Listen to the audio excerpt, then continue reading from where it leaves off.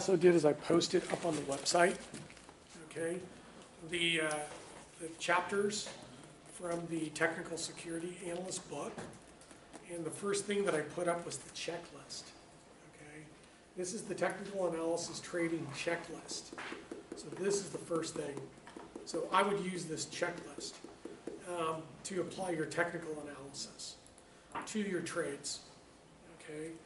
And if you don't understand some of this stuff, I gave you the chapters, okay? But this is a pretty good book, you know. I mean, it's got the technical analysis check, spread trading and relative strength. This is all technical analysis. So there's a lot of stuff in here that you can use as a reference to justify your trades.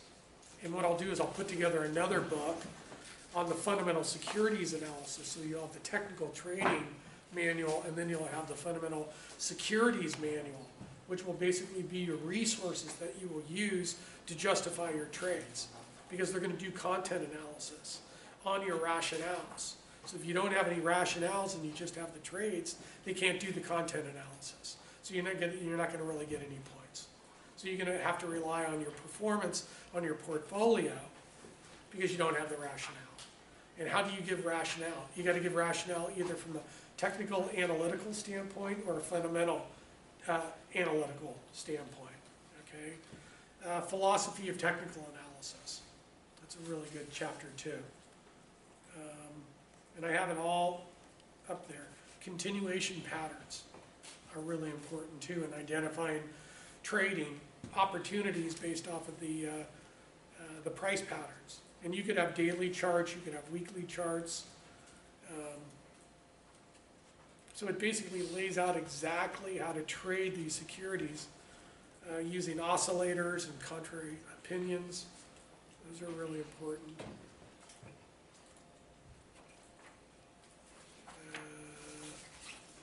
Elliott wave theory, Dow theory,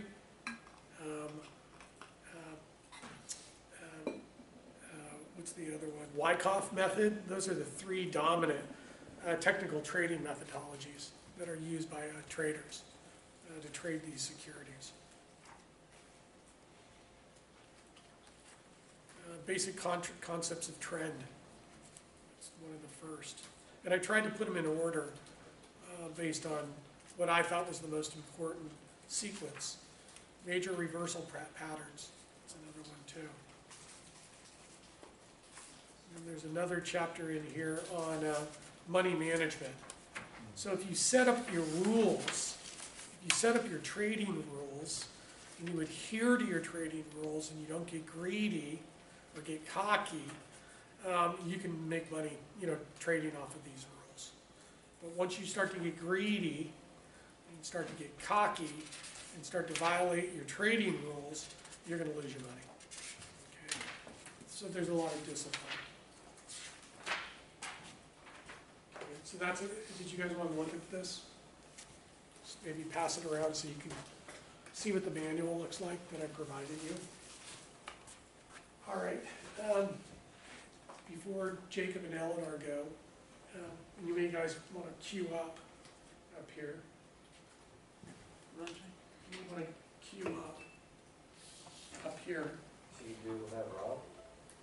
Yeah, I mean, if you have a major meeting, if you have an appointment with a client and somebody doesn't show up, do you cancel the meeting? Do you cancel the meeting? No. If you have a major presentation in front of the board of directors and one of your people gets sick and doesn't show up, are you going to tell the board of directors that you're not going to do the presentation because one of your people isn't there? I like to try to apply the same standards in business as in my academics. Okay.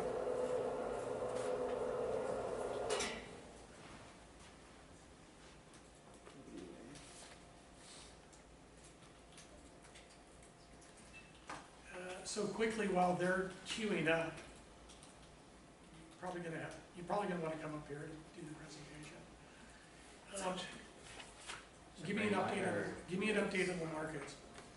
Joey, what's the Dow doing right now? Dow? Yep. Neil, what's going on the 10-year treasury yield? Austin, where's the price of gold right now? Ken, where's the price of oil trading right now? Gold's at 1238. Is it up or down? Up. By how much? 5.6 basis points. What's driving it up? Interest rates. If interest rates are interest rates going up or down? Up. If interest rates go up, does gold go up or does it go down? If interest rates go up, does gold go up or down? If interest rates go up, Down. exactly. Why would I be holding gold Yeah. if I can get a higher interest and a Yeah. higher yield on bond? So what I said. Okay, where is the price of oil? It's up 0.28%. To Yeah. what? 2.8. To what? 67.5. Just giving me a direction or a percentage is meaningless, because I track the actual price movements, okay? And I try to identify supports and resistance and trends based off the pricing, either based on technical analysis or fundamental analysis. So where's oil right now? 67.52. To what? 67. 0.52, okay. And then is it up or down? It's up. Why? Um, What would be driving oil up? Give me two reasons. Demand. Yeah, but give me factors. Just by saying, oh, you know, the price of oil is up due to rising demand, does that mean anything? Does that mean anything? no. No? Give me some data. What would be causing oil prices to go up? What was reported this morning at 8 o'clock Eastern time?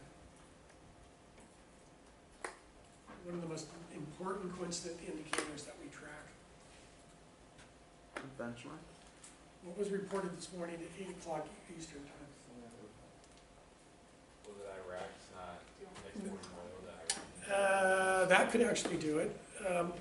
What about, what was reported this morning at 8 o'clock by the Bureau of Economic Analysis? It should be on the headlines of the financial page. Where'd you find that? Canadian oil got stuck in transit, so Yeah, but we're talking about the demand side. What's a factor, what's a factor of demand? What's an indicator of demand, a coincident indicator for demand? Economic demand. What economic indicator is a coincident indicator that tracks the overall business cycle? Income? What? Or GDP. What was GDP reported at this morning at 8 a.m. Eastern time? Like 3.5. Got it. Okay, where is the 10-year treasury yield? And if you go to Yahoo Finance, it's right there on the finance page. What is it? 3.07, 3.08. Is it up or down? Down. It's down. Give me two factors that would cause the yield on the 10-year treasury to go down.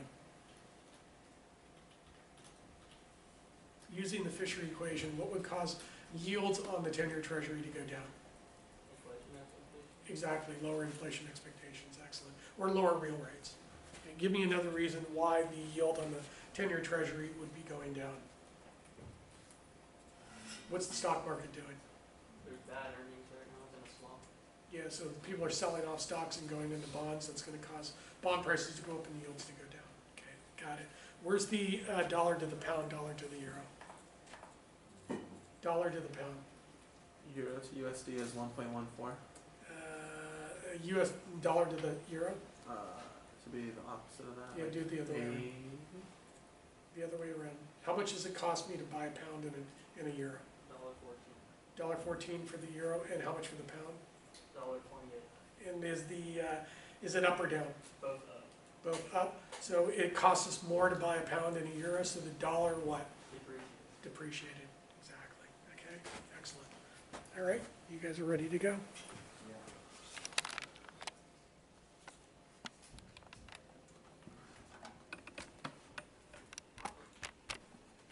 I'm going to try and get I'm going to try to, Eleanor, can you move over a little bit?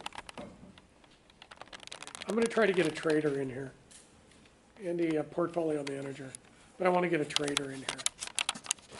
But unfortunately, the traders are at their desk until 1 o'clock, maybe 2.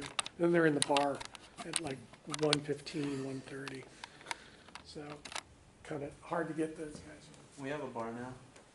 That would actually incentivize. Exactly. Yeah, they're a crazy group. They get up at like 3, 4 o'clock in the morning. They're at their desk at like 4. They're trading at 6. And then they're blown out of there at 1 o'clock. It's a crazy lifestyle. Go ahead. All right, so we have chapter 16, managing bond portfolios. This chapter goes over interest rate risk, interest rate sensitivity to bond prices, duration and determinants, convexity, passive and active management strategies. So, first characteristic of interest rate sensitivity is that bond prices and yields are inversely related. An increase in a bond's yield to maturity results in a smaller price change than a decrease of equal magnitude risk. And long-term bonds tend to be more price sensitive than short-term bonds. As maturities increase, price sensitivity increases at a decreasing rate. Interest rate risk is inversely related to the bond's coupon rate. Price sensitivity is inversely related to the yield to maturity at which the bond is selling. And here you have a graph that pretty much shows all those factors. Like the longer ones are more affected proportionally by the change in the yield to maturity. Here we have prices on an 8% coupon bond. The fallen price is equal to the 9% yield to maturity divided by the value of the bond at the original, which was 8% yield minus 1. You can see here, you see the change at t equals 1 year, t equals 10 years, and t equals 20 years. And this is the same thing except with a zero coupon bond, which is much more vastly affected by it. As you can see, the value of the bond goes down much faster than the coupon rate. Duration is a measure of the effective maturity of the bond. It's the weighted average of the time until payment is received. The weights are proportional to the present value of the payment, and duration equals maturity for zero coupon bonds. And for coupon bonds, the duration is less than the maturity. Here is the calculation for duration. WT equals the cash flow at time t over the 1 plus y to the t over the p, which is price of the bond, and y is the yield to maturity. And here is the duration price relationship. We have the change in the price over the price, which is equal to a negative duration times the change by 1 plus the yield to maturity over 1 plus the yield to maturity, and then the change in price over price equals negative duration times the change in the yield to maturity. And that is now the modified duration. So for duration and interest rate risk, in this example, two bonds have a duration of 1.8852 years. Bond A is a 2-year, 8% coupon bond with a yield maturity of 10%, and bond B is a 0 coupon bond maturing in the same amount of years. You want to pay attention to the duration and convexity pieces here. Okay, that he goes over. It's really important that you understand the duration and convexity concepts. So as it said, the duration of both bonds is 1.8852, and then you multiply that by the 2 years, which is 3.7704 for semi-annual periods. Then now your modified duration is 3.7704 over 1 plus the 5%, so 0.05, which is now 3.591 periods. And so if the semi-annual rate increases by 0.01%, the bond prices now fall by the change in the price over the price, which equals your modified D equation that we went over before. So that's negative 3.591 times the 0.01%, which equals negative 0.03591%. And so bonds with an equal duration results in the same interest rate sensitivity. So for the bond that has a coupon, the coupon bond price falls from 964.54 to to 964.1942 when the yield increases by that 5.01%, which is a percentage decline of 0.0359%. And for the zero coupon bond, it drops from the 831.9704, which is calculated by the 1,000 divided by the 1.05 to the modified duration we found before, and then it drops to 831.6717, which is the same percentage decline as the coupon bond. So the rules for duration: Rule 1, the duration of the zero coupon bond equals its time to maturity. Rule 2, holding the maturity constant, a bond's duration is higher when the coupon rate is lower. Rule 3, holding the coupon bond rate constant, a bond's duration generally increases with its time to maturity. And then, continuing on the rules, Rule 4, holding other factors constant, the duration of a coupon bond is higher when the bond's yield to maturity is lower. And the final rule, the duration of a level perpetuity is equal to 1 plus the yield to maturity over the yield to maturity. And here we have a graph of bond duration versus bond maturity. The zero coupon bond just goes up at a constant rate. And then you have various levels of different coupon bonds. And here we have a chart detailing years to maturity versus coupon rates and their perpetuity.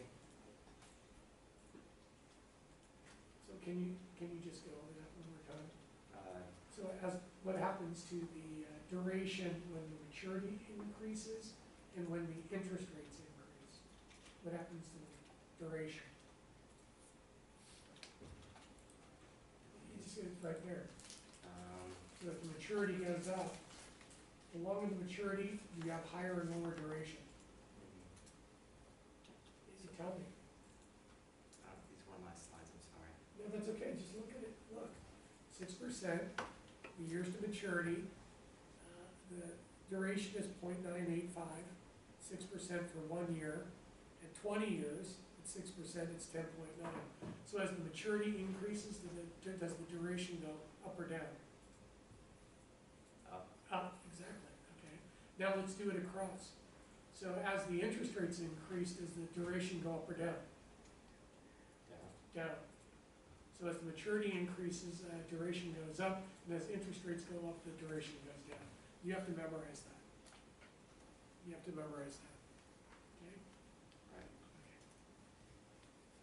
So convexity is the relationship between bond prices and yields is not linear. Duration rule is a good approximation for only small changes in bond yields. And bonds with greater convexity have more curvature in the price-yield relationship.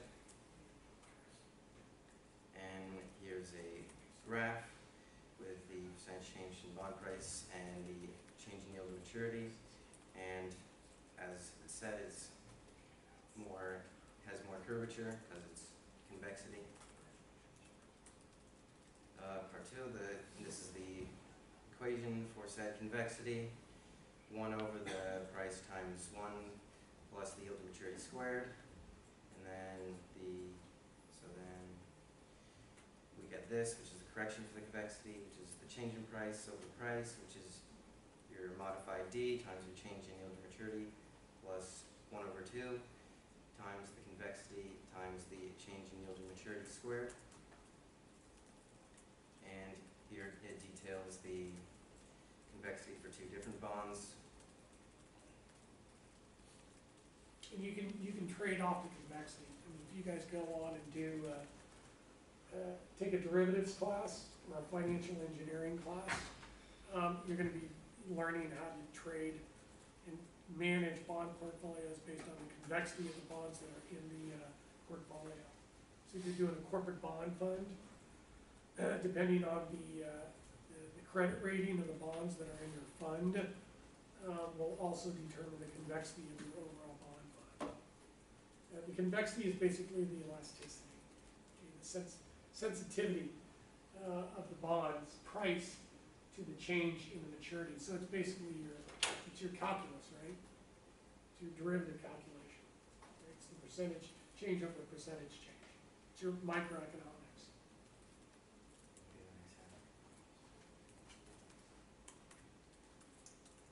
So investors like convexity because bigger prices increase when yields fall than losses when yields rise.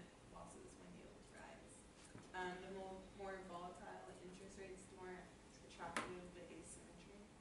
And bonds with greater convexity, higher prices, and or lower yields are all else equal.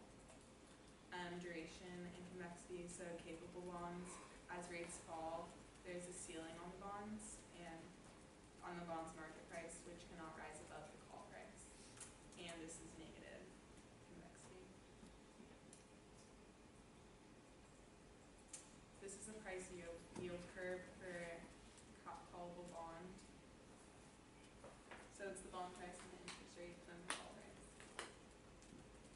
Duration and convexity. So mortgage-backed securities. Though the number of outstanding callable corporate bonds has declined, the MBS market has grown rapidly, and the MBS are a portfolio of callable amortizing loans. Homeowners may repay their loans at any time, and it's also negative convexity. They often sell for more than their principal balance, and homeowners do not refinance as soon as rates drop. So implicit call price is not a firm ceiling on MBS value. This is just the price yield curve for a mortgage-backed security. So it's the bond price, interest rate, and principal balance. Cash flows to whole mortgage pool, so cash flows to three tranches. The underlying mortgage pool is divided into a set of three derivative securities. Two passive bond portfolio strategies, indexing and immunization. Both see market prices as being correct, but they also differ greatly in terms of risk. Passive management indexing. So it contains thousands of issues, less turnover, and then that ends up, they hold a sample of bonds in the actual index. Passive management. So it controls interest rate risk. It's widely used for pension funds and insurance companies and banks. The interest rate exposure of assets and liabilities are matched in the portfolio. They match the duration of assets and liabilities, and the price risk and reinvestment rate risk exactly cancel out. And the value of assets match liabilities whether rates rise or fall. It's just the terminal value of a bond portfolio after 5 years. This is the growth of invested funds. And this is the market value balance sheet. So it starts with the interest rate at 8%, then 7%, then 9%. This is immunization. So it's a single payment obligation coupon bond. It's the values and then the interest rate. So cash flow matching and dedication. So cash flow matching is automatic immunization. Cash flow matching is a dedication strategy. It's not widely used because it has constraints associated with bond choices. So there's different types of swapping strategies for active management. There's substitution swap, intermarket spread swap, rate anticipation swap, pure yield, pickup swap, and tax swap. Horizon analysis is you select a particular holding period and predict the yield curve at the end of the period. And you're given bonds, a bond's time to maturity at the end of the holding period. Its yield can be read from the predicted yield curve, and the end of the period price can also be calculated.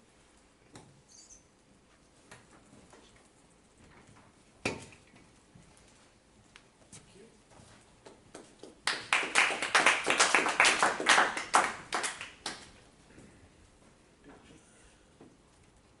Okay, so this is where we left off last time.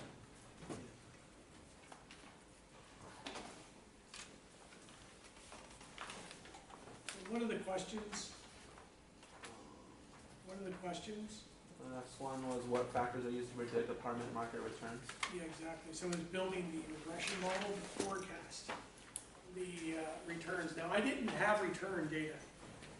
There was no return data that I could find from a provider that would give me apartment returns over time.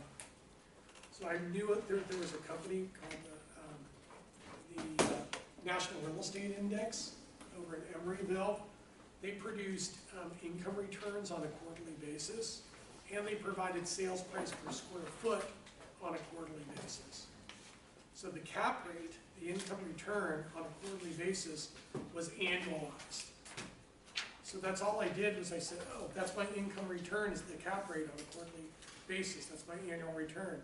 Now that's all I had to do was do a year-over-year price change from fourth quarter to fourth quarter to get the price appreciation component, add that to the cap rate or the income return, and I get a total annualized rate of return on a quarterly basis. So then I basically did that, and I was able to get 20 years of quarterly data going back in time for the apartment market to use as the dependent variable. They actually ended up hiring me at some point in time after I showed them a lot of the stuff that I was doing, and they ended up hiring me to build those indexes that Austin and I are working on right now that we built. So you never know where the opportunity is going to come from. So I needed to forecast the returns, just like you need to forecast the returns for the 2018 for all 25 of your stocks to be able to run the optimization using the Markowitz approach in Excel. So I needed to be able to come up with returns for the apartment market. So I found the factors, after doing the research and testing the variables, of the factors that drive up apartment returns. And then built a multi-factor model in green, and then used a single index model using employment, and then looked at the actual returns. And as you can see, the multi-factor model did a better job of fitting the actual returns. So I basically had the model. And then I went and tested the regression model using employment, population between 25 and 44 years old, which is the renter age cohort. I used multifamily permits, which is the supply factor, and then I used housing affordability, which was also another factor. 1, 2, 3, so I had four factors in my model. And then ran the regression on all of them, and I was getting Durbin-Watson's around 80%, and the closer you get to 1 or 100, there's no serial correlation in the time series. That's what you're looking for. I had adjusted R-squares of 56 and R-squares of 61, and I had F statistic of 11.54. And I also had some pretty good T statistics too. So I felt that this model did a good enough job to be able to forecast the returns for all of the metro areas. Then what I did was I took the returns and I basically did time periods and then ranked the metro areas based on actual returns compared to rent growth, compared to occupancy rates, and then ranked the forecasts. And as you can see, the forecast model did a pretty good job clustering in here. Did a really good job of predicting the 96 and did a really good job of predicting the 97. So the model is doing a really good job of basically predicting relative performance of these markets over time. So this was a back testing. This was a back test. Then what I did was I took those rankings that I did here and created a rank correlation band and put the rankings and overlaid them, and you could see that the forecast did a really good job of predicting the other factors based on ranks over time. That was another back test methodology, because the first thing that the chairman of the board said, well, that's great that you built this model, did you back test it? It's the first thing they're gonna ask you, can I see the back test results? Do you wanna build a product? Do you wanna build a strategy? All right, great, build the model. a digit back test, it doesn't work. So the active approach, and this is what you're gonna do based on your final portfolio that you're gonna do, is you're gonna set the targets. So you're gonna come up with minimum and maximum exposures for the individual stocks. I did minimum and maximum exposures for the individual metro areas. Because we didn't want to be overweighted in any of these markets, but we wanted to be overweighted in these markets because these markets showed the highest return based on history, highest return forecasts. These ones were ranking high in the market selection models that we built. So it gave us justification. Plus the passive strategy, passive allocation strategy, helped guide us on the minimum maximum allocations. And then I talked to senior management and said, these are the results that I came up with. Do you have any input on the minimum maximum constraints? So I had to get them to buy in because this became portfolio policy for the firm. So this dashboard basically lays out, all of the assumptions, markets. We were looking to take at least 55% of the portfolio concentrated in California, because California had the best supply constraints and underlying economic base fundamentals of any of the other markets. We were forecasting a 12% annual rate of return with a cap rate or an income return of 9 and an annual appreciation rate of 3%. So that was kind of our target.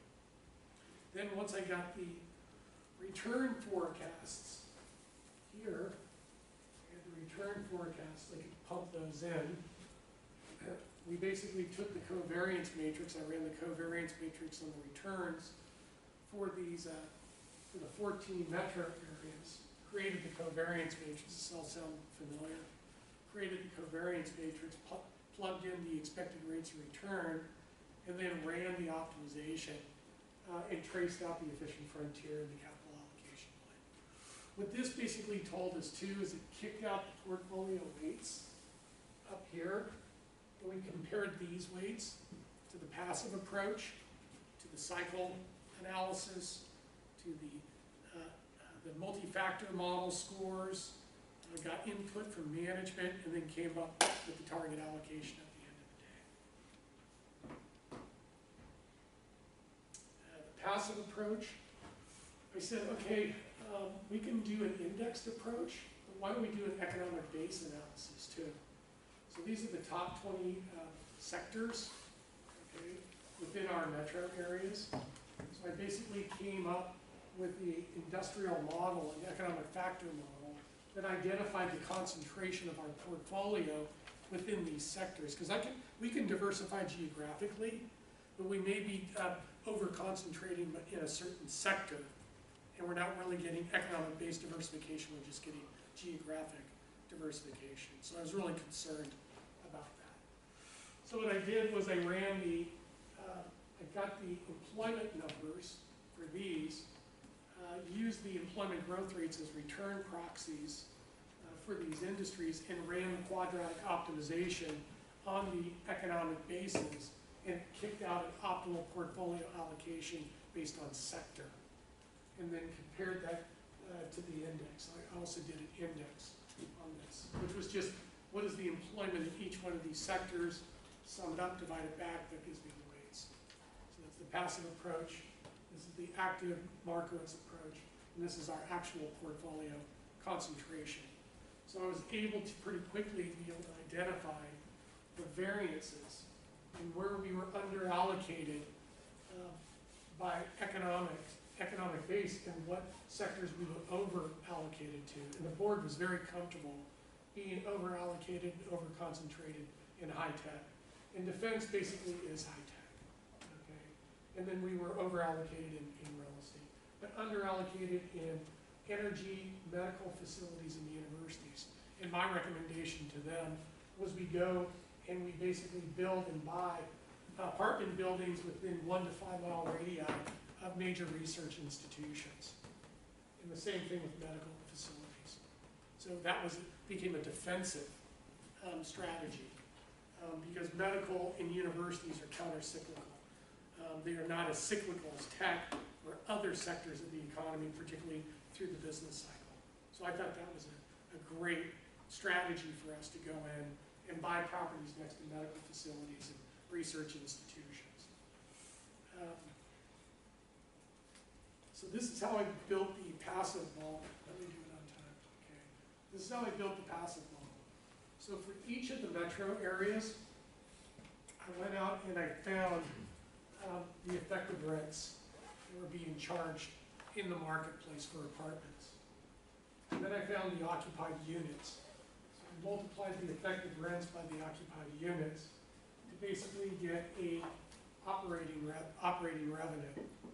Then I found an expense ratio from a research report from the Institute of Real Estate Management. Multiply the expense ratio by the operating revenue, I get the operating expenses.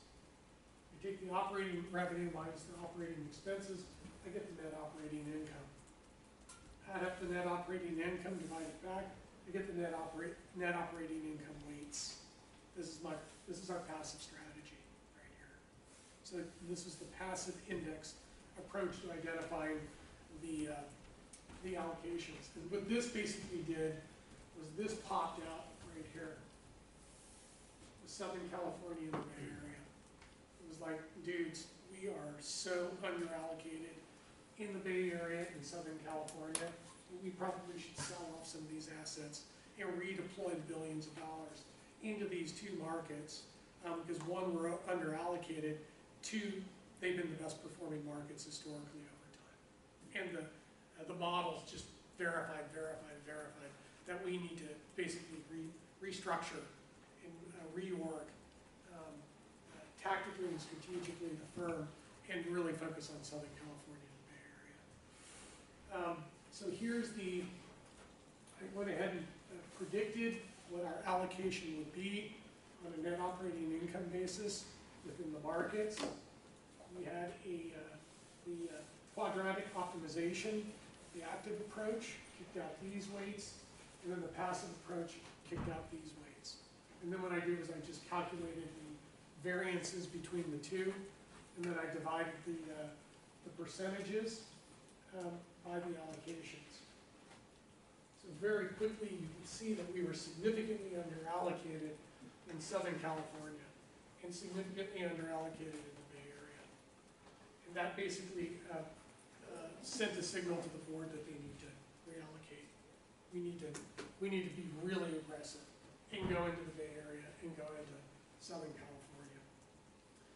So we basically came up with a $4 billion portfolio target. So what we did is we took, I had the target allocation, the actual allocation. We knew exactly what our target allocation would be here. So that's all we had to do is multiply the target percentage by the total to get the allocations for the target allocations for the individual metros. We have the actual net operating income for the metros. Then what I did was I calculated the net operating income variance, divided the net operating income by the capitalization rate to get the total value in which we needed to invest in these markets, divided the total value by the development cost or the price per unit to get the number of units that we needed to invest in, the number of units divided by 250 units, which was the standardized community size in which we built at an institutional level. And this basically told us how many communities we needed to invest in, how much money we needed to invest in each of those markets to get to the target allocation. And when they saw this, they knew that they had to aggressively move into Southern California. So we basically fired the developers and the acquisition people in Tucson, in Salt Lake City, in Phoenix, in Albuquerque. We sold off all of those assets and we redeployed all the human capital and the physical capital into Southern California and built out a development pipeline and acquired multiple assets in key submarkets such as West Hollywood, Century City, downtown LA, key core markets in Southern California. And it was the total amount of money came out to be about $1 billion, was my recommendation to the board. And they didn't believe me at first, because $1 billion is a lot of money. But then when they thought about it, they went back and they did the research, they came back and said, yep, you're right, we gotta invest $1 billion in Southern California. All right, thank you. And then next week is not vacation time, right? You're gonna come to class Monday, Wednesday, and Friday. I'm gonna walk around.